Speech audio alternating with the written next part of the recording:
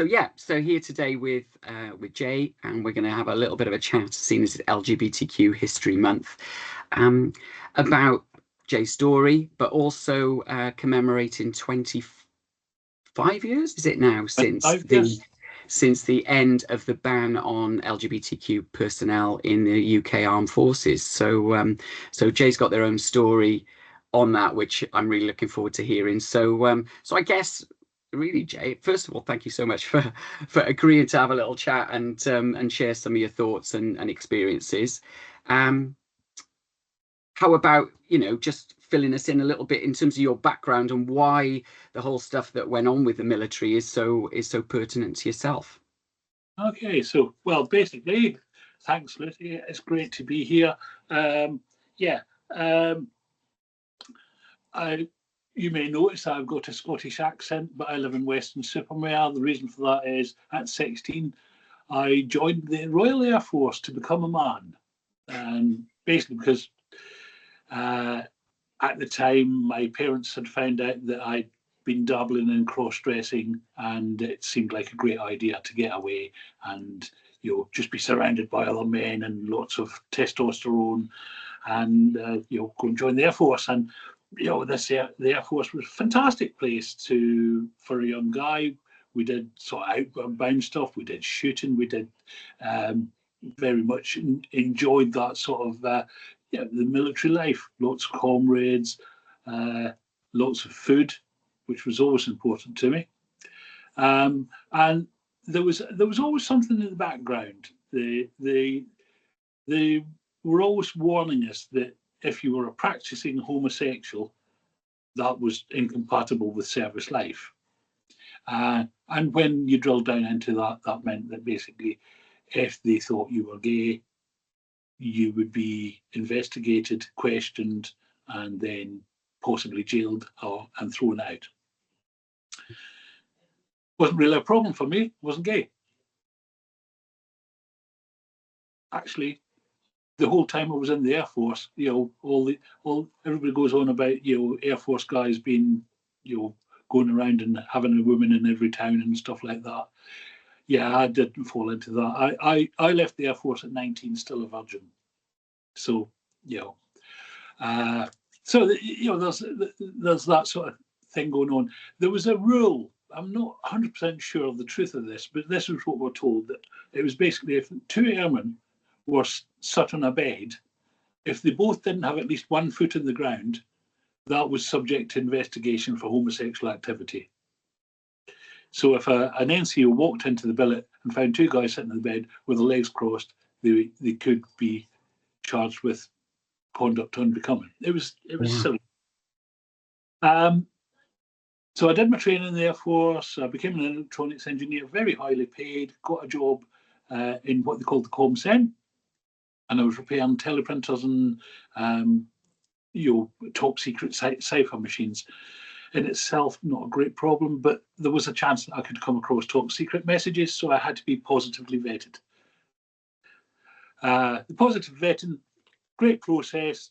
They interview you, they ask you a load of questions, and you answer them honestly. And what my sergeant, my flight sergeant, my corporal, everybody was telling me, just answer it all properly, because what they're trying to do is avoid you being able to, anybody being able to blackmail you.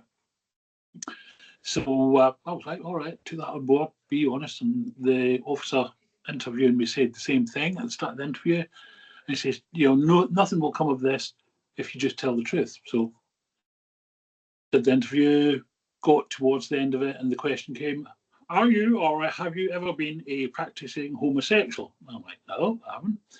But I suppose it's a pertinent thing to tell you that I have dabbled in a bit of cross-dressing. Oh, officer just writes down some notes. Yeah, brilliant, thanks very much. And as he finishes the interview, we stood up, shook my hand, said, you've been commendably frank, McCracken. You're obviously a very fine airman. And walked out and left me there. A few days later, got hauled in for another interview. This one wasn't pleasant. This was finger pointing, wagging, throwing photographs at me of me in nightclubs, hugging my mates, like young lads do, with lots of evidence that I was engaging in homosexual activity. So they removed my positive vetting, my vetting status, and basically that meant I couldn't do my job anymore. They offered me alternative jobs, storeman, parachute packer. I would have lost my rank that I'd earned. I would have lost all the wages I would have earned. And quietly, the guy that was offering me the job, the different jobs, basically said, "Look, son, they don't want you. Just quietly fuck off," was what this corporal said to me. Wow. So I quietly fucked off.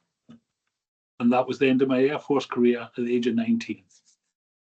So 16 to 19, that's it. And I can only imagine that was pretty heartbreaking for you at the time. Absolutely. Basically, the sequence of events of my last day on the section was I was sitting talking to one of the teleprinter operators, and a message came in. We weren't allowed to look at the messages, obviously. And she said, "Oh, sorry, you've just got to get out of the room." She threw me out of the room. What I didn't know was this message was about me. 10 minutes later, 20 minutes later, officer in charge came through to my workshop. "McCracken, come here. You've had your vetting removed. You're going to have to leave." Handed over to my sergeant, was marched to my locker, emptied my locker, pushed out the door. This is a great big steel security door, blast door type thing. That's closed behind me. I'm just stood there, shocked and stunned. And then a little while later, my corporal comes out, because obviously they've had a bit of a discussion. And he just puts his arm around me and said, "That's it, son, your career's over." And then I had to tell my family. My family couldn't talk about the cross-dressing. And basically, all I got from my family was, "I told you never to say anything to anybody about that." That was the support I got. So I didn't go home. I stayed in Weston-super-Mare, and I stayed in the closet, completely in the closet. Never told anybody about anything about any other identity until 2013. Wow. Because I guess one of the things I was then going to say was how did you manage to rebuild your life after going through something like that? Yeah. Basically, I don't think I ever did. I've never been able to sustain relationships. Too terrified to tell people about that other side of me. Mm. Never been particularly successful at work. All my confidence was really pulled out of me at the age of 19. And, it's taken a long time to get my self-esteem to where it is today. Basically, I spent thousands of pounds on mental health therapy, seeing private mental health therapists. I've trained to be a counsellor. I'm now a counsellor in private practice. I work with transgender folks. I identify as transgender. And, I've got a very satisfactory life now. And, one of the reasons we're talking about this is because of the 25-year history, 25-year anniversary of the lifting of the gay ban from the forces. And as a consequence of that lifting the ban, last year I was presented with a new beret and an apology, and a new cart badge, and a ribbon called the Etherington ribbon, which is a little badge that marks the gay ban and the people affected by it. I was presented that at a ceremony at RAF Cranwell in Lincolnshire. And basically, it has brought me full circle. I've been outside the military family since the 30th of April 1984, and then I was welcomed back in on the 26th of September last year. Not that these dates are important or anything like that. But they are to you, clearly, aren't they? You know, and Absolutely, yeah. that's all that matters. You know, Yeah. that's unbelievable. How did that feel? I mean, presumably that was as you say, it's sort of gone full circle at that point. But how is pride the word is that the emotion, or was it relief, or because there must have been so many emotions during the course of those years, you know, from Yeah. anger and desperation and all the other bits and pieces. So how did that feel? Yeah. So when you say about the anger, I've been on many anger workshops during my therapeutic career. I now run anger workshops as well, and I have regularly used a baseball bat on the Royal Air Force, shall we say. So it was a real good battering going on. But the feelings around the reparation ceremony, a good friend drove me up there. I presented as Jane in, I thought, a beautiful outfit for the presentation. I met with 25 other ex-RAF people who had been in similar situations than I had. The overwhelming feeling before the ceremony was distrust and a lot of ambivalence about what was going on, and quite a bit of anxiety about it. But when we got pulled into this ceremony room, we were greeted by a beautiful. She described herself as a lesbian sergeant. Well, I think for the but she was part of the DEI team for the RAF, and there was a air officer, I think probably about second or third in command of the Air Force, was there, and Lord Etherton, who had written the report and stuff like that. And they went through very quickly but very solidly. They reassured us that today's Royal Air Force is not only accepting of LGBTQ people, it is actually a beacon for how diversity, equality, inclusion policy should be done. They are absolutely shining a light on it, and it's fantastic. And the end of the ceremony, having had this ribbon given to me, having had my berry given back to me, having had this letter of apology given to me, and having my hand shook by these very powerful people, we went outside and there was a Eurofighter Typhoon fly past for us as well. So it was Unbelievable. Yeah. So when I say it's a complete turnaround, the thing that really followed on from that was really, really important for me was a few weeks later, it was obviously the Remembrance Parade. And the charity Fighting with Pride had invited me along to the Remembrance Parade. So that was at the Cenotaph in London. So with a new girlfriend that I'd met 2 days after the reparations ceremony, we travelled up to London.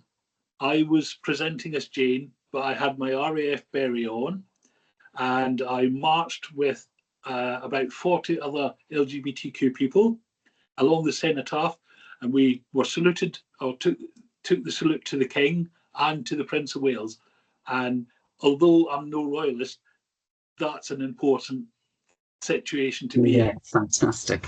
And I got a photograph. There's a photograph of me and my girlfriend at Trafalgar Square. I've got my beret on. I'm looking glamorous. She's looking beautiful. She's smiling over my shoulder.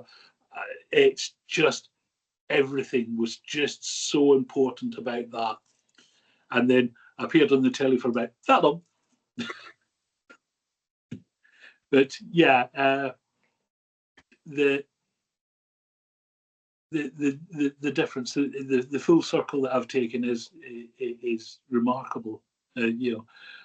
I suppose one thing I would like to say, because this is going out, is thank you to everyone at Fighting with Pride, a marvellous charity that have fought tooth and nail to get at least some recognition for LGBTQ veterans who were affected by the gay ban. Yeah, I've seen people speak at various events from Fighting with Pride, and they do appear to be a phenomenal group of people Yeah, that have, as you say, have worked tirelessly, not always in the easiest of circumstances, for a long time to do that, and I'll know, like you've done, I've watched documentaries and I've seen programs about some of the people that were affected during this ban and some of the tactics, if you like, yeah, that were used to try and sort of find some of these people out, and it is genuinely heartbreaking to see, these people and the way that they were treated. So I guess is now you sort of come full circle, is it fair to say that time has healed? Are there feelings of bitterness still about what happened, or is that, a lot of water under the bridge now? the the main bitterness I feel is that the people actually responsible for making those decisions are not paying any price for it. The the RAF police, the military police in general, that whether it's RMP or the I can't remember what the Navy called them again, but um, there were people in that took great pleasure in what they were doing. It was something that they enjoyed.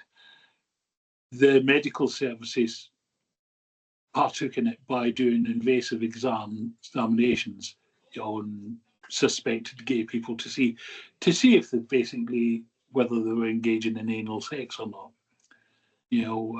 And the chaplaincy services, the padres, the vicars, the ministers, the priests, they were taking people's confidence and then grassing them up to the police.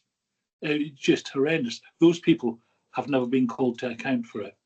Hmm. I guess one of the things I just wanted to pick up on, as well, is, you talk about, counselling and the work you've done since, certainly with the trans community, um, whilst we don't need to go very far to see negative information or stuff in the news about the community. How do you find that in terms of the people that you're talking to and the people that you're helping, and maybe more generically around society at the moment? How good or bad do you think it is, given that there's this almost public perception, or the perception that certain areas of the press and the media would have you believe around the trans community, and then maybe the same or maybe different, your real life experience of actually interacting with people, in the world? How does that differ, or is it the same? Is it different? But the feeling around the political status at the moment is fearful, absolutely fearful, especially amongst younger trans people. The way that especially trans women are being described in press, social media, and the protections that are being removed without any good reason are causing mass upset. The week that Donald Trump was inaugurated, I ran out of tissues in my office because there was just so many tears. Just so many tears. It was horrendous. Mm. So, It is like a cloud that's constantly there, isn't it, at the moment, hanging, a dark cloud hanging over us as a community. And I guess the reason I talk about the possible difference is, from a personal perspective. I mean, I've been transitioned now just over 6 years. I would absolutely say I feel less safe now than I did 6 years ago, which seems a ridiculous thing to say, and people are genuinely surprised when I tell them that. But that's the reality.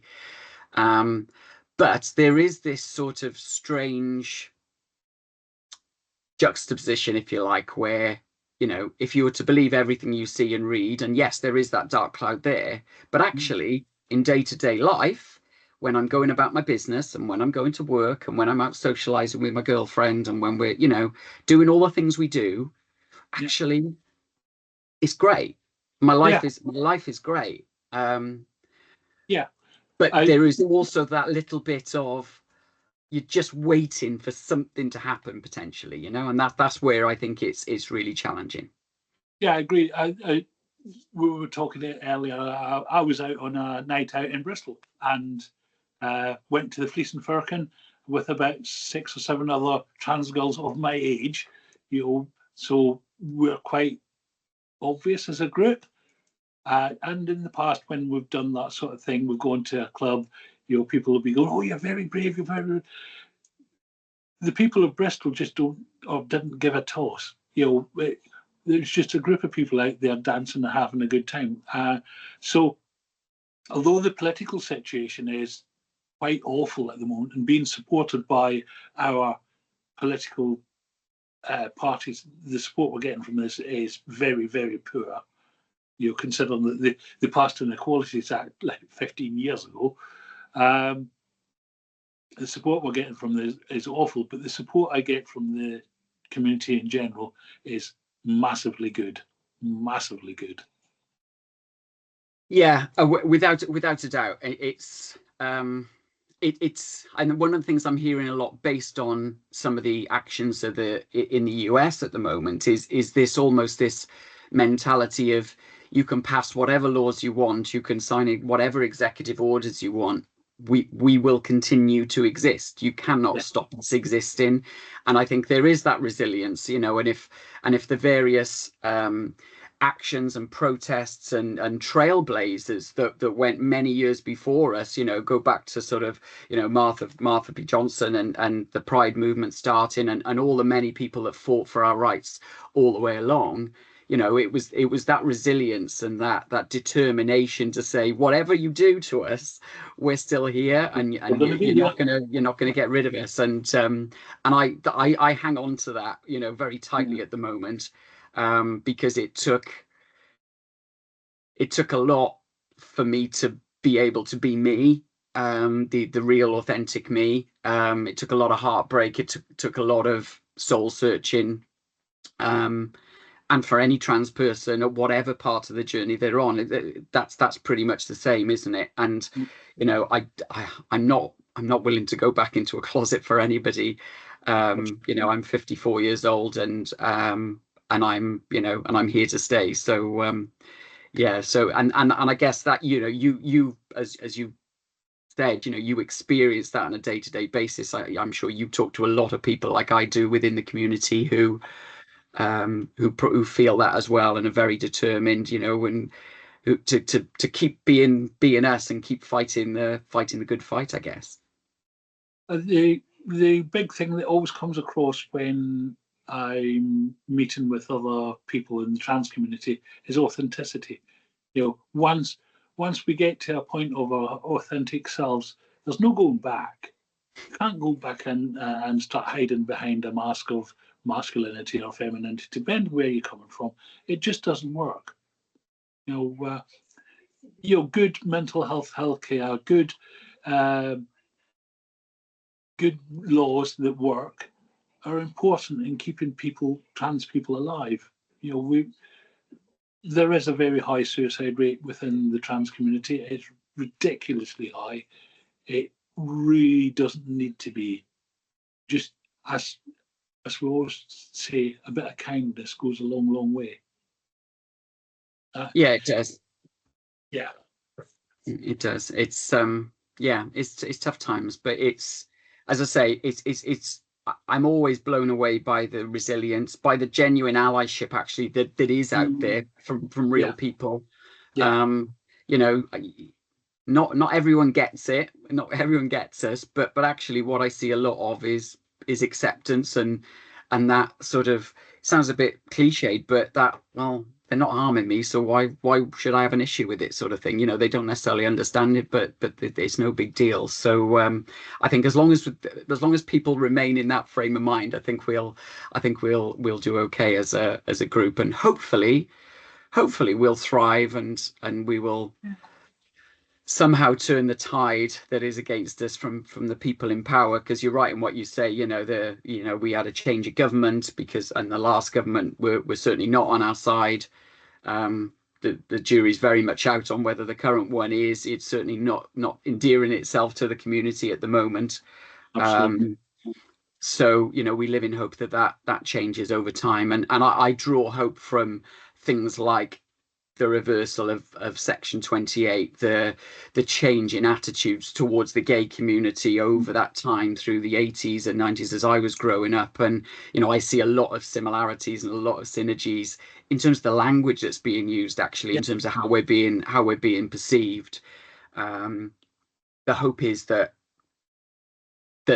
changes. I guess the one thing that I do fear is we're a much smaller group in number than maybe the gay community were. And so, you know, I know my plea always to everybody within the LGBTQ plus community is, you know, we need as many allies within the community as possible and outside of the community in order to stand up for us, support us. And, you know, certainly my experience is the overwhelming majority of them do, don't they? You know, there are a few that don't, but I think generally speaking, you know, people do care and do support us. So I guess you keep doing what you're doing for that. The work you're doing around mental health and counselling is such a valuable asset. I'm sure there's not enough people out there doing what you're doing in terms of supporting those people, and I'm sure the people that you're helping are super grateful for that support. But you know, a massive sort of thank you from me in terms of just sharing that enlightening stuff around the military. It's the first time I've probably had a proper one-to-one conversation with somebody who's actually been in that situation. And you know, it's one thing watching something on a TV documentary, but it's another thing talking to somebody in the flesh about it. So yeah, so a huge thank you for me for just sharing some of your insights, because I know I know you're really passionate about it, and we could probably talk for hours about some of the things that you want to do, and you know, and maybe at some time we'll come back to this and we'll do something else, but because it's, you know, it is fascinating. It might be good to even sort some sort of panel event out where there's a few people that we can have a conversation with and do something. So,